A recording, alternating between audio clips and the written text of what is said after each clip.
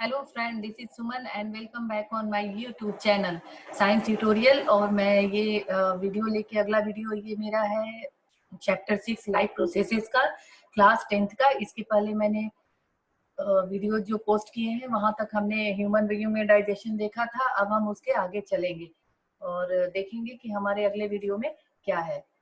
अगर वीडियो पसंद आता है देन लाइक शेयर और सब्सक्राइब करना ना भूलें। तो चलिए फिर हम चलते हैं स्क्रीन शेयर की तरफ।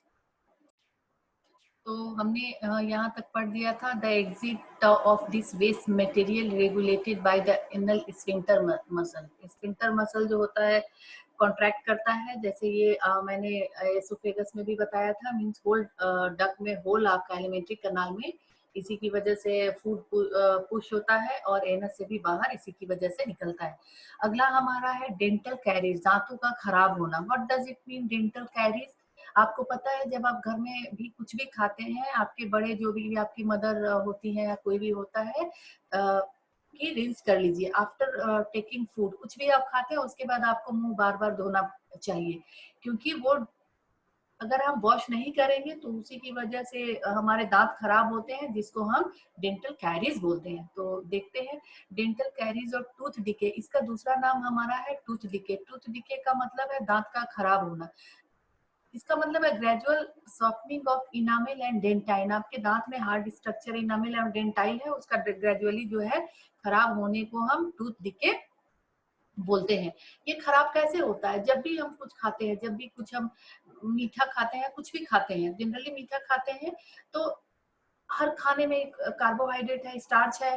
तो उसमें क्या किया, मीठे खाने में बैक्टीरिया ने क्या किया, शुगर, जो उसका शुगर है, कार्बोहाइड्रेट में खाने में शुगर होगा, जो उसका शुगर है उसको when bacteria acting on sugar produce acid, और उस शुगर पे बैक्टीरिया जो है एक्ट करके क्या बनाता है, एसिड बनाता है।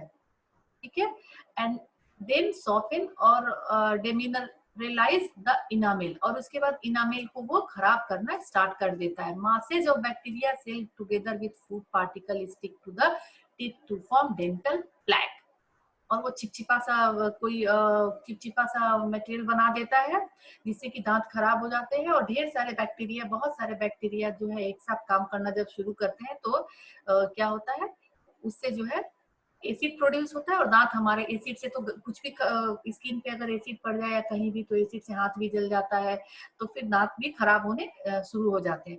Saliva can not reach the tooth surface to neutralise the acid, और सलाइवा जो है हमारा सलाइवा जो है वो टूथ के सरफेस पर नहीं जा पाता है, can not reach the tooth surface to neutralise the acid as plaque cover the teeth. और क्योंकि प्लैक जो है ऊपर से जब प्लैक बनने लगता है तो उसने टीथ को कवर कर लिया होता है, तो हमारा सलाइवा जो है वहां तक जहां एसिड बन रहा है वहां तक नहीं जा पाता है ताकि वो न्यूट्रलाइज कर सके। तो इसीलिए कहा जाता है कि आपको बेसिक जो है टूथपेस्ट से आपको ब्रश करना चाहिए, चाहे ताकि एसिड और बेस का इफेक्ट न्यूट्रलाइज हो सके। The plaque before the bacteria produce acids, if untreated micro organism में इन्वेड द पल्प, और उसके बाद पल्प से लेके और इन्फेक्शन फैलाने लगते हैं, जिससे आपको टूथ एक या दांत में सड़न और जो पेन होने लगता है वो इसी की वजह से होता है। और इसके लिए हमें बेसिक टूथपेस्ट यूज करना चाहिए। अगला हमारा है what are the difference between autotrophic and heterotrophic nutrition. Autotrophic mode of nutrition में लिखेंगे कि this type of nutrition occur in generally in plant and some bacteria.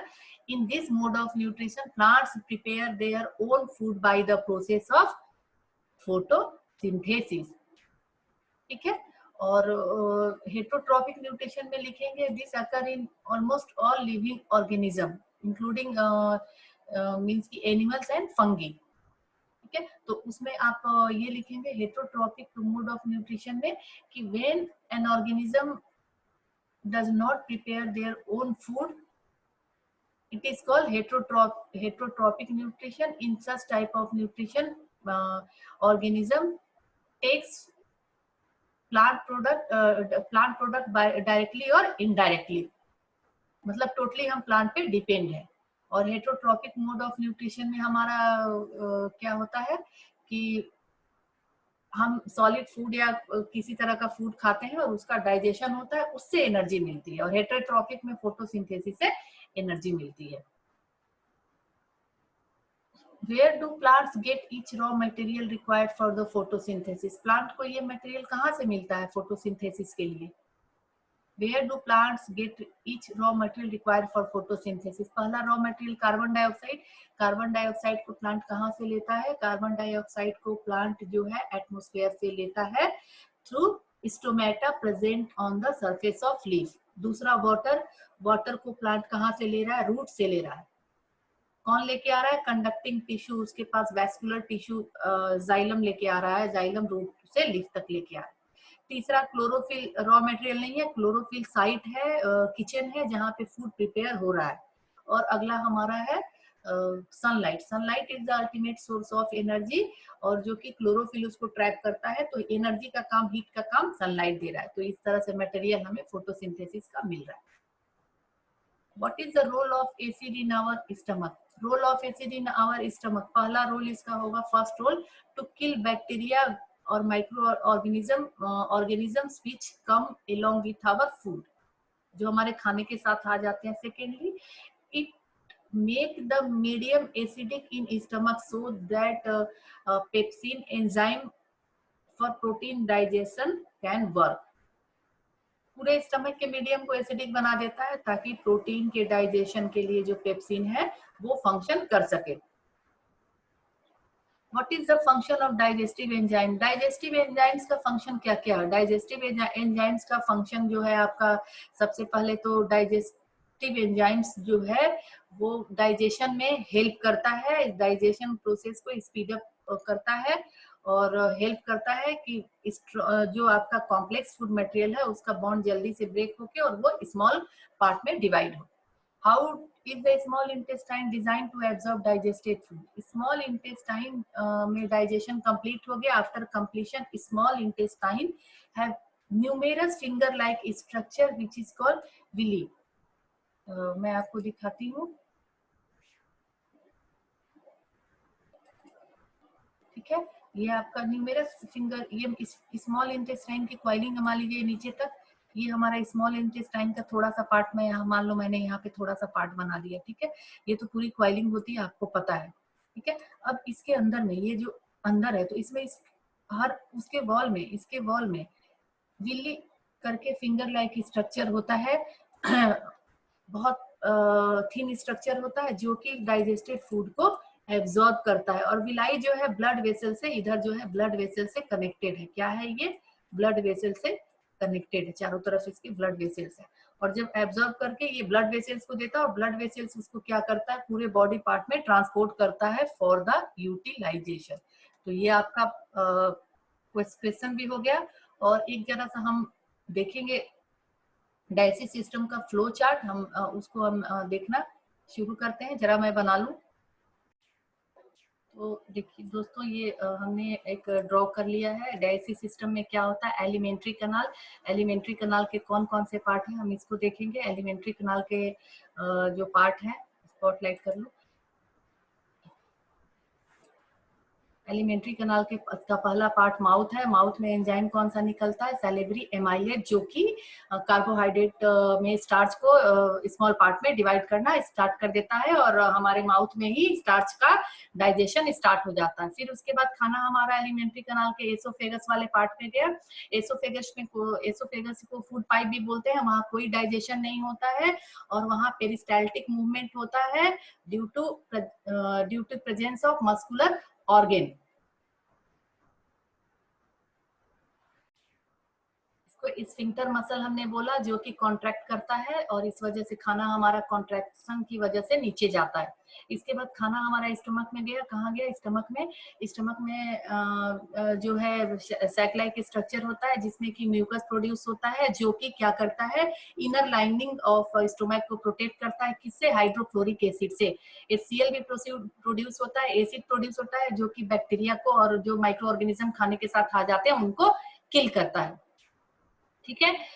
इसके बाद हमारा कौन सा एंजाइम प्रोड्यूस होता है, पेप्सिन। और पेप्सिन जो है हमारा प्रोटीन के डाइजेशन में हेल्प करता है, और प्रोटीन का डाइजेशन हमारा स्टार्ट हो गया कहाँ से, स्टमक से। और पेप्सिन को वर्क करने के लिए पूरे उसका मीडियम जो है कैसा होना चाहिए, मीडियम आपका एसिडिक होना चाहिए। तो HCl जो है मीडियम को, स्टमक के मीडियम को एसिडिक बनाता है, और यही ये एसिड है जिसकी वजह से कभी हमें इरिटेशन और एसिडिटी की प्रॉब्लम होती है। उसके बाद half undigested food small intestine में चला गया, जहाँ पे डिफरेंट इंटेस्टिनल जूस निकला, जो कि जिसने फैट को फैटी एसिड और ग्लिसरॉल में ब्रेक कर दिया by the help of bile. और दूसरा उसने जो हमारा अनडाइजेस्टेड स्टार्च था उसको ग्लूकोज में कन्वर्ट कर दिया, और प्रोटीन को अमीनो एसिड में, पॉलीपेप्टाइड बॉन्ड जो होता है उसको ब्रेक करके अमीनो एसिड में कन्वर्ट कर दिया। उसके बाद यहाँ पे स्मॉल इंटेस्टाइन में एब्जॉर्प्शन ऑफ न्यूट्रिएंट होता है, ध्यान रखिएगा, एब्जॉर्प्शन ऑफ न्यूट्रिएंट होता है, ये आप बिल्कुल ही ध्यान रखेंगे क्या होता है इसमें, एब्जॉर्प्शन ऑफ न्यूट्रिएंट होता है, ठीक है। और वो न्यूट्रिएंट विलाई के थ्रू क्या करता है, ब्लड वेसल से कनेक्टेड है विली, और उसके थ्रू वो पूरे बॉडी पार्ट्स में ट्रांसफर हो रहा है। उसके बाद हमारा है, अब हमारा जो है अनडाइजेस्टेड फूड कहाँ चला गया, लार्ज इंटेस्टाइन में। तो लार्ज इंटेस्टाइन में भी विली होते हैं, और वहां से वो अनडाइजेस्टेड फूड से क्या निकालते हैं, वाटर निकाल के, और बाकी जो बचा हुआ खाना है अनडाइजेस्टेड फूड है उसको एनस के through removal as a waste हो जाता है हमारे बॉडी से time to time, due to sphincter muscle बाहर आते रहता है। तो स्फिंक्टर मसल हमारे पूरे डाइजेस्टिव ट्रैक्ट में काम करता है। अब इसके साथ डाइजेस्टिव सिस्टम के साथ ऑर्गेन कौन कौन से हैं, पहला ऑर्गेन सीक्रेट्स डाइजेस्टिव जूसेस में पहला है लीवर। लीवर हमारा बाइल प्रोड्यूस करता है, बाइल जो कि फैट को इमल्सिफाई करता है, फैट पर इफेक्टिव होता है, फैट को डाइजेशन में हेल्प करता है। और बाइल जो है टेम्पररी गॉल ब्लैडर में स्टोर होता है, कहाँ होता है, गॉल ब्लैडर में।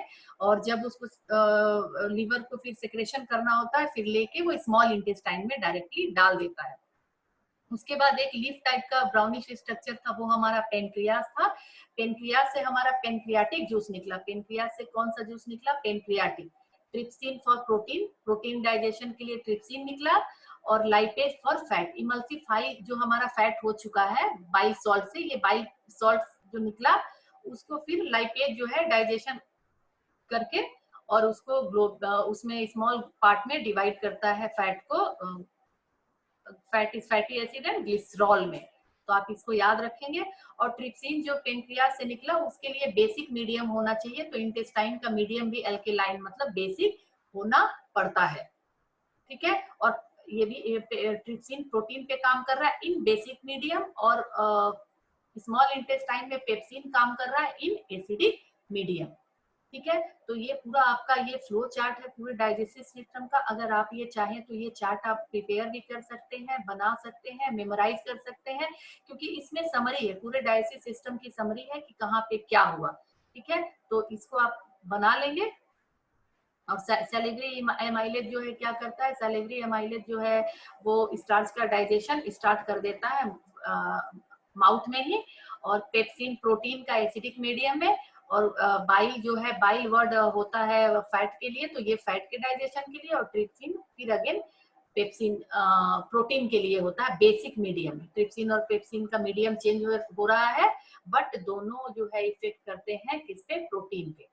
तो ये हमारा फ्लो चार्ट था। आप चाहे तो ये फ्लो चार्ट बना लेंगे। और कभी कभी क्वेश्चन आता है कि एब्जॉर्प्शन ऑफ फूड कहाँ होता है, तो न्यूट्रिएंट, तो वो स्मॉल इंटेस्टाइन लिखेंगे। और आया absorption of water from undigested food word आया, तो उसमें हम लार्ज इंटेस्टाइन आंसर लिखेंगे, ये ध्यान रखेंगे। और एनस से रिमूवल ऑफ वेस्ट होता है। तो ये हमारा फ्लो चार्ट था, जिसको कि मैंने सोचा बनाऊंगी तो आपको हेल्प मिलेगा। ये है organ secret, organ secret digestive juices. तो ये ऑर्गेन्स है, एसोसिएटेड ऑर्गेन है डाइजेस्टिव सिस्टम के। अब आपको क्लियर हो गया होगा फ्लो चार्ट से। तो ठीक है, अगर वीडियो पसंद आता है देन लाइक, शेयर और सब्सक्राइब करना ना भूलें। और thanks for watching, thank you.